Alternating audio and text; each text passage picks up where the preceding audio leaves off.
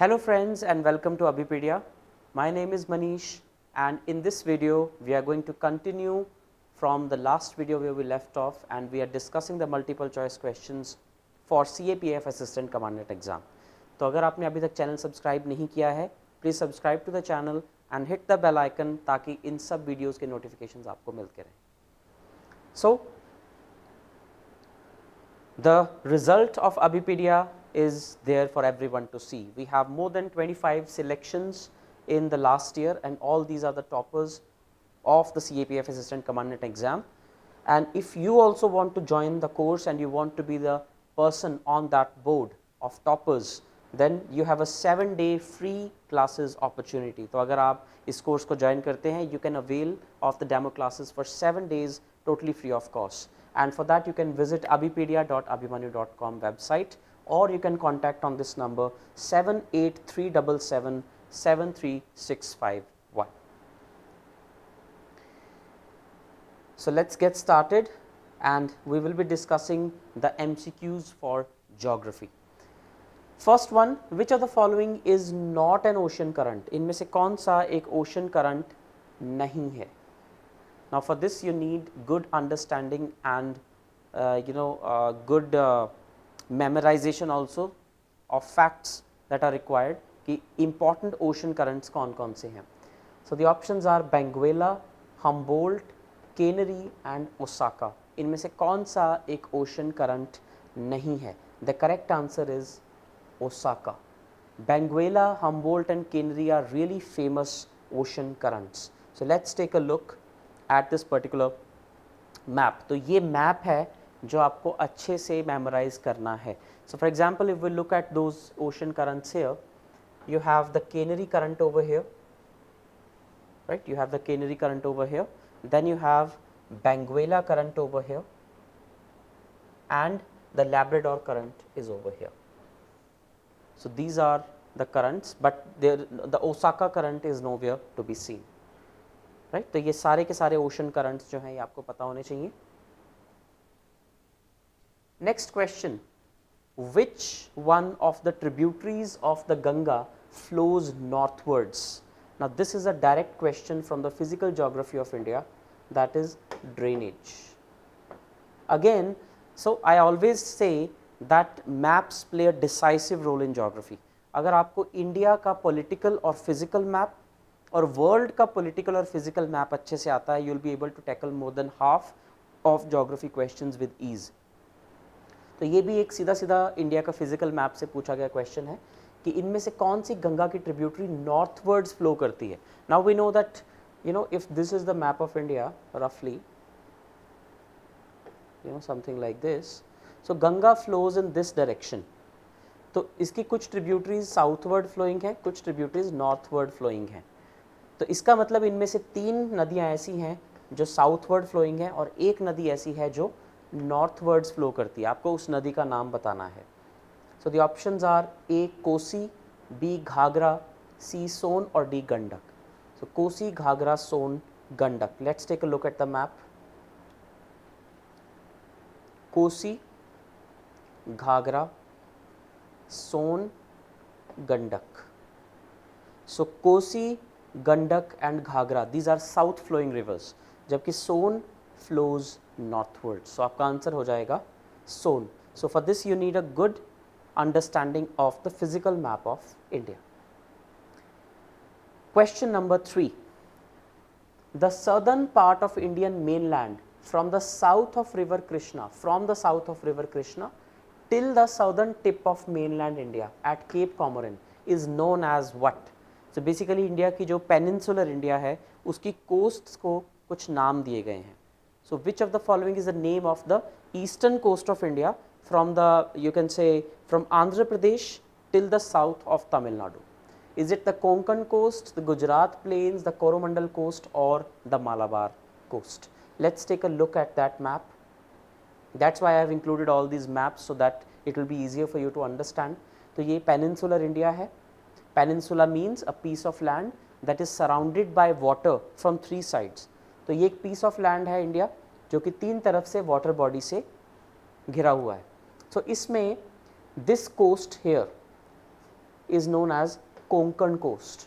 Maharashtra, Goa and till Karnataka, this is Konkan coast. उसके बाद जो केरला वाली कोस्ट है इसे कहा जाता है Malabar coast. Then towards the eastern side जो ओडिशा वाला कोस्ट है उसे उत्कल प्लेन्स कहा जाता है. ओडिशा से लेकर आंध्र प्रदेश तक are called northern Circars. And the question is about this one, the question is about this coast. This coast is called the Coromandel coast from the mid of Andhra Pradesh till Cape Comorin. इसे कहा जाता है Coromandel coast. तो hence Coromandel coast is your correct answer. तो ये सारी coasts के नाम आपको पता होने चाहिए. Next, Myanmar shares around what border with India? Myanmar कितना लंबा border share करता है इंडिया के साथ? A 1238 kilometers, B 1338 kilometers, C 1438 kilometers, or D 1643 kilometers. Now see, if we talk about the length of border that we share with the countries, तो आपको पहला point तो ये है कि आपको ये पता होना चाहिए कि इंडिया कितनी कंट्रीज के साथ बॉर्डर शेयर करता है. India shares border with 7 countries. That is the first part. Second है वो कंट्रीज कौन कौन सी हैं, और थर्ड है कि किस कंट्री के साथ सबसे ज़्यादा बाउंड्री शेयर करता है, सेकंड नंबर पे किसके साथ, थर्ड नंबर पे किसके साथ. अगर आपको इतना भी पता है then you can rest assured there is no problem with your knowledge. लेकिन ये वाला क्वेश्चन है ये उससे भी एक लेवल आगे है. इसमें आपको उस बॉर्डर की लेंथ भी पूछ ली गई है, which even if you don't know it's all right, because there is a limit to human mind कि हम कितने फैक्ट्स रिमेंबर कर सकते हैं. जैसे अगर हमें याद करना हो कि उन 7 कंट्रीज़ का किस ऑर्डर में हमें करना है, the way of remembering it is बचपन MBA. तो अगर आपने बचपन में MBA की होती तो आपको पता होता कि कौन कौन सी वो कंट्रीज हैं जिनके साथ इंडिया बॉर्डर शेयर करता है. नाउ टॉकिंग अबाउट बचपन MBA, BA stands for Bangladesh. मतलब बांग्लादेश के साथ इंडिया अपनी लॉन्गेस्ट बाउंड्री शेयर करता है. CH stands for China. Second number पे बाउंड्री चाइना से शेयर करता है. Third is PA, that is Pakistan, third longest. Fourth is N, that is Nepal. So सबसे लंबी बाउंड्री इंडिया शेयर करता है बांग्लादेश के साथ, second China, third Pakistan, fourth Nepal. MBA, M stands for Myanmar, fifth. Then B stands for Bhutan, and A stands for Afghanistan. These are the 7 countries in that order जितना India उनके साथ boundary share करता है. For example Bangladesh के साथ almost 4000 kilometres boundary India share करता है. अब इनमें म्यांमार आपका आता है 5th नंबर पे.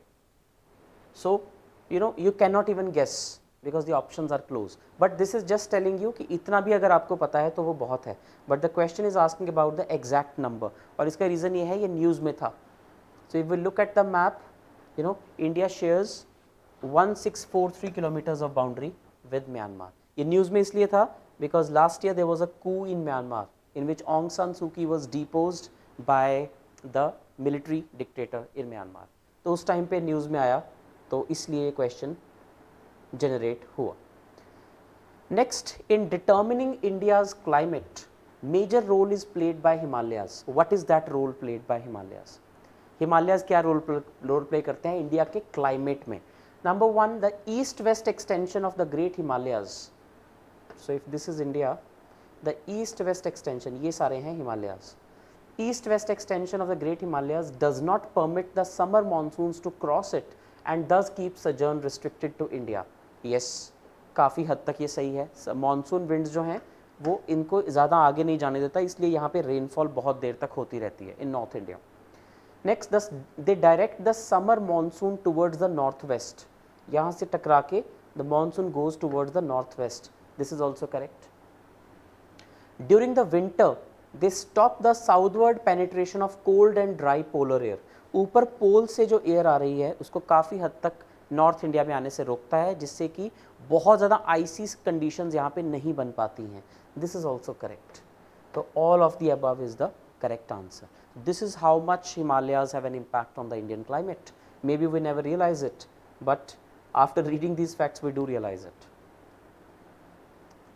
Next, in which of the following states retreating monsoon has more effect? Now, let's take a look at India's map once again.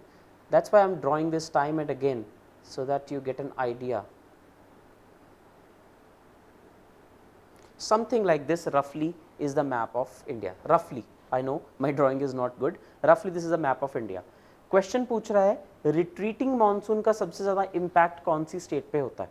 Now see, south west monsoon की हम बात कर रहे हैं. साउथ वेस्ट मानसून की ये direction होती है, राइट? साउथ वेस्ट से आता है वो मानसून. जब मानसून रिट्रीट करता है तो वो वापस आएगा फ्रॉम दिस डायरेक्शन, राइट? तो जब मानसून रिट्रीट करेगा तो उसका इफेक्ट का मतलब क्या है कि does retreating monsoon create rainfall? It does, but only in some areas. अब देखो, जो मानसून यहाँ से वापस आ रहा है वो रेनफॉल नहीं कर पाएगा, because there is no water body on the way जहाँ से वो मॉइस्चर पिक कर सके. But when the monsoon is retreating in this direction, so this is Bay of Bengal which has a lot of water. तो जो north east से monsoon वापस आता है, जब वो रिट्रीट करता है तो बे ऑफ बंगाल से मॉइस्चर पिक करता है, and the peculiar location of Tamil Nadu gets winter rainfall. Tamil Nadu एक ऐसी इकलौती स्टेट है इंडिया की जो ऐसी लोकेशन पर है कि जो रिट्रीटिंग मानसून है वो बे ऑफ बंगाल से मॉइस्चर पिक करता है और तमिलनाडु में रेनफॉल होती है. सो इन which of the following states retreating monsoon has more effect? Tamil Nadu. Tamil is the answer for this reason. So I hope आपको अभी याद रहेगा. In Tamil Nadu, the retreating monsoon has effect. When the retreating monsoon blows from the northeast across the Bay of Bengal, it picks up a significant amount of moisture, which is subsequently released after moving back onto the peninsula.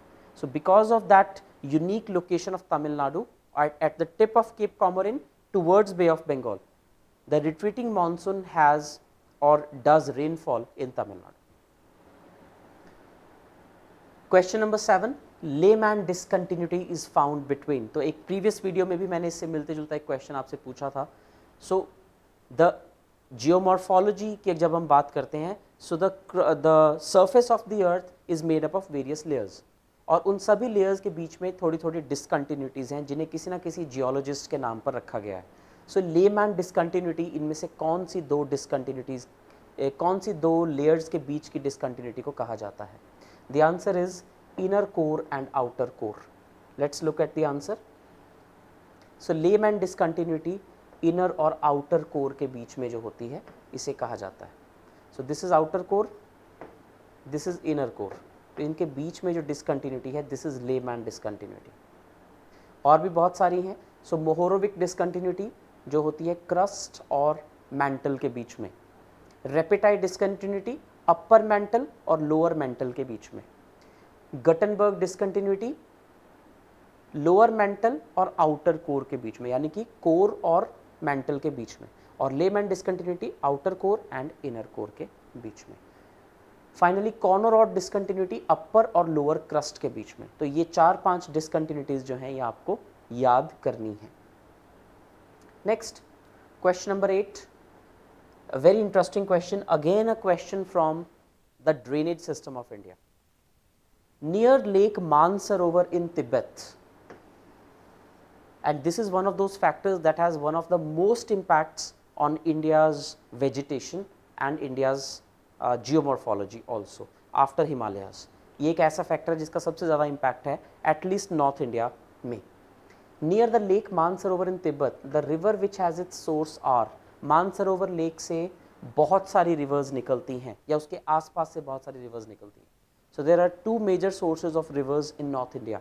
One is the Mansarovar lake in Tibet and second is the Rohtang Pass in Himachal Pradesh. तो मानसरोवर में इनमें से कौन कौन सी river निकलती है? Indus, Sutlej, Brahmaputra और all of these. Let's look at the answer. तो ये आपकी माउंट और you can say lake Mansarovar है. तो यहीं से इंडस रिवर भी निकल रही है, यहीं से सतलुज रिवर भी निकल रही है और यहीं से यारलुंग ज़ांगपो भी निकल रही है जो कि आगे जाके ब्रह्मपुत्र बन जाती है. So all the three, all of these is the correct answer. Question number 9, West Bengal shares boundary with how many foreign countries. ये एक ऐसा क्वेश्चन है जो अगर आपने मैप अच्छे से नहीं किया हुआ, the political map of India, you will find difficulty doing this question. So political map of India is absolutely necessary to solve this question. Otherwise north east का map काफ़ी confusing हो सकता है because of the irregularities or asymmetries. Now just look at this map. So the state that is highlighted is the state of West Bengal. So it is sharing boundary with number 1 Bangladesh. It is also sharing a bit of boundary with Nepal, and it is also sharing a bit of boundary with Bhutan. तो इसका मतलब है कि waste Bengal 3 countries से boundary share करता है. Hence the answer will be 3. 3 countries से waste Bengal अपनी बाउंड्री शेयर करता है. So next time whenever you are taking a good look at the political map of India, try to watch out कि हर state कितनी state से boundary touch करती है, या जो बॉर्डरिंग स्टेट्स हैं वो कितनी कंट्रीज के साथ बाउंड्री शेयर करती हैं. Last question number 10, mountain pass Lipulekh is associated और is located in which state. बहुत सारे इंपॉर्टेंट पासेस हैं. Lipulekh, then you have Zojila pass, Baralacha pass, Rohtang pass, then you have this Nathula Pass, so many passes which are in news also most of the times. So Lipu Lake Pass कौन सी state में है, ये भी news में था. I'll tell you. So Lipu Lake Pass is in Uttarakhand. ये news में था क्योंकि इसको लेकर इंडिया नेपाल में बाउंड्री डिस्प्यूट चल रहा है. So Lipu Lake Pass, Limpiadhura and there is one more location on which there is dispute between India and Nepal. So you have Lipu Lake Pass here in Uttarakhand. तो उत्तराखंड और कौन कौन से major passes हैं उत्तराखंड में?